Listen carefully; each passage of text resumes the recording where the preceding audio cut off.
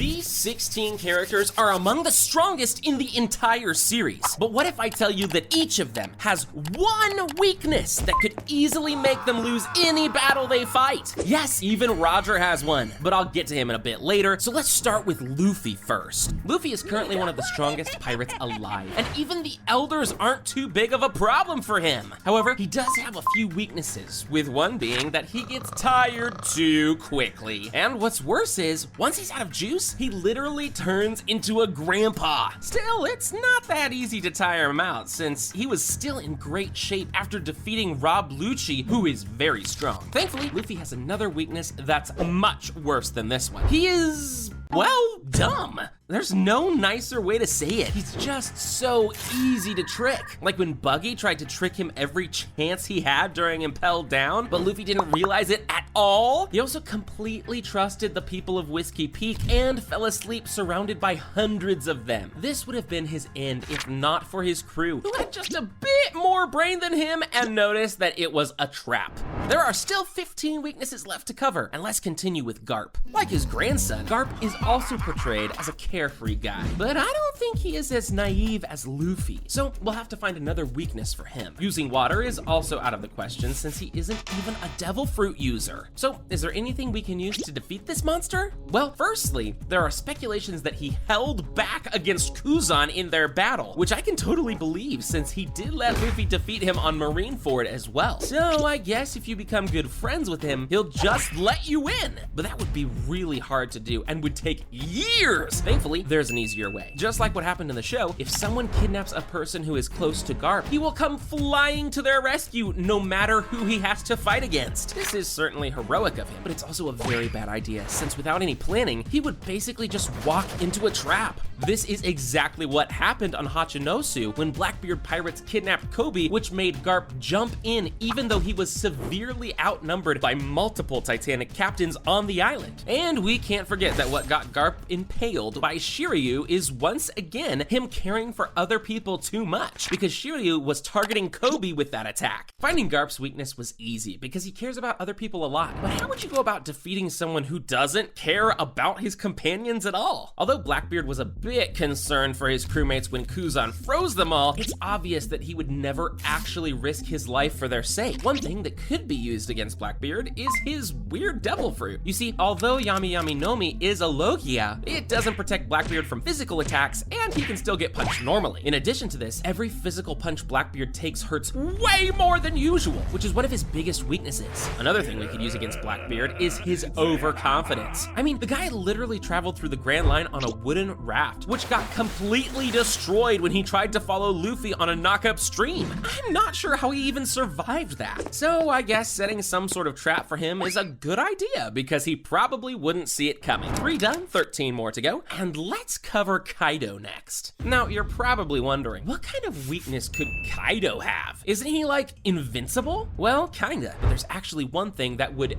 guarantee his defeat. Firstly, same as Blackbeard, he obviously doesn't care about his crewmates, so using them is out of the question. The guy was even prepared to kill his own daughter when she stood in his way. However, one thing most people forget about Kaido is that this guy got captured by the Marines a total of 18 times. But how? Well, to get captured so many times would mean that he got into mini fights with some of the strongest Marines in the world, like Garp, Sengoku, or the Admirals. Also, an important thing to remember is that the Marines rarely attack Emperors on their own, which means that Kaido most likely came to them. So how can someone use this to defeat him? It's simple. You just send some good alcohol on Wano, wait for Kaido to get drunk, and soon enough he would probably barge into Marineford himself, trying to take on all 3 admirals at the same time. Man, this guy is just too reckless. Back to some good guys, we have Shanks, who is just so strong that it doesn't even matter what his weaknesses are. But don't worry, I think we can find some ways to defeat him. Firstly, he isn't afraid of the water since he doesn't have a devil fruit. And since he has the strongest haki out of the current alive characters, he doesn't really need one. He defeated Kid, who was pretty strong, in a single attack. And while we didn't see much of Shanks in this battle since it was so short, we did see something really interesting. His fleet. Yes, it's full of wimps and people who can't fight even if their lives depended on it. But the fact is that Shanks deeply cares about them. When he foresaw that Kid would annihilate his fleet, his face immediately changed and he became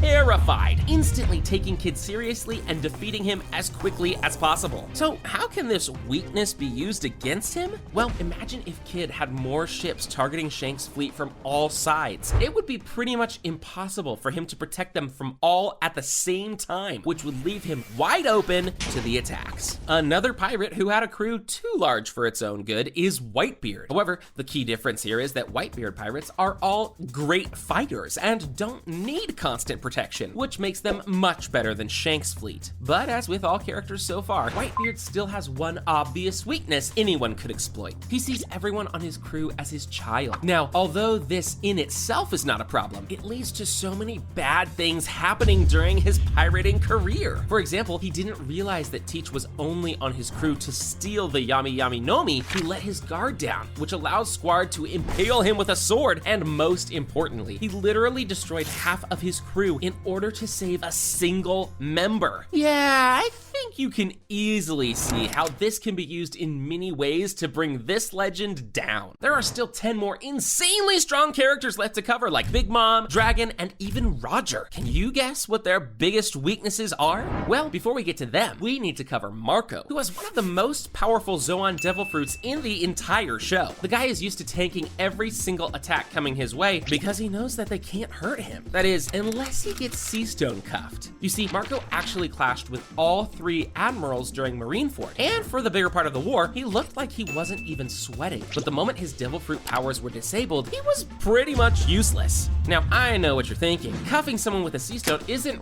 really a creative weakness, as it can be applied to anyone. And although that's true, it's way worse for Marco, as without his Devil Fruit powers, he would have to change his entire fighting style and start actually dodging attacks, which isn't something he is used to. So, on the surface, Big Mom seems pretty much unbeatable. She has a ridiculously powerful Devil Fruit, great hockey, and an impenetrable body. However, if we start to dig deeper, it's pretty evident that she has some issues that can be used against her. For example, sometimes she will demand a specific food, and if she doesn't get it, she will go berserk. In this state, she basically becomes a zombie. She is very predictable and will eventually become skinny and weak. However, in order for someone to exploit this weakness, they would first need to survive her berserk stage, and that's pretty much impossible. I mean, just ask the Giants. But thankfully, there's a much easier thing someone can do to easily overpower Big Mom. Just break her favorite picture of Mother Carmel. Big Mom loves this picture so much that if anything happens to it, she will immediately enter a meltdown. And during it, she is completely vulnerable to attacks. We've actually seen this in the series when Beijé's plan was to break this photo to paralyze Big Mom and finish her off, which is a plan that would have easily succeeded if the crew was just a little bit luckier. A character who is as powerful as the Emperors, but tends to get forgotten, is Odin. This dude was unmatched among the people of Wano and instantly became Whitebeard's strongest crew member after convincing him to join. Also, we can't forget that he made that huge X on Kaido's chest that haunts him to this day. So, is there any way to deal with this guy?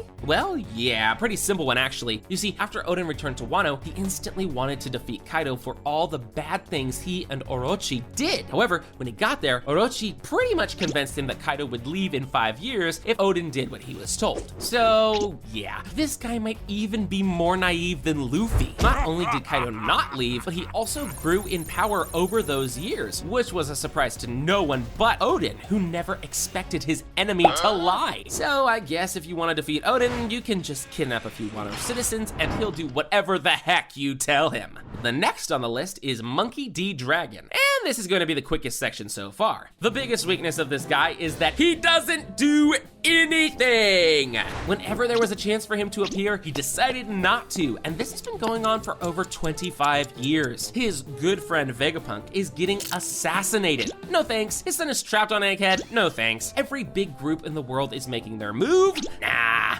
This meme was pretty much made for him. Okay, that's pretty funny, but we still have 6 characters left, and let's cover one of the admirals next. Although Fujitora may not seem as scary as other admirals, he is still a very strong character who was able to easily match both Zoro and Sabo. His Gravity Devil Fruit is also incredibly powerful, allowing him to deal massive amounts of damage. However, this is exactly where his biggest weakness lies. Let me explain. You see, in order to utilize his powers to their full potential, he is bound to do a lot of damage to everything around him, which could include innocent people. And judging by Fujitora's personality, this isn't something he would ever do. For example, during Dressrosa, he was forced to let Luffy and the others escape because there were a lot of civilians around and he didn't want to risk hurting them. Now, to be fair, he did almost send a meteor down on Marioa, but that place is full of celestial dragons and we already know he doesn't really care about them. So setting up a battle against Fujitora in a crowded place would force him to hold back, which would make him a much easier target to defeat. Law seems like an unbeatable guy. He's smart, calculated, patient, and to top it all off, he has one of the strongest devil fruits in existence. However, even despite all that, there are some ways to defeat him. For example, if Law's opponent has strong armament hockey, he won't be able to cut them using his room technique. Now, Law's devil fruit is pretty versatile, so he could still perform other attacks, but the problem is, all of those attacks consume so much stamina, which is why he couldn't use them often. Also, if the opponent knows how Law's devil fruit works, they could just keep their distance and try to tire him out. Now, this would still be incredibly hard to pull off, but at least it would be a much better option than just attacking Law head on.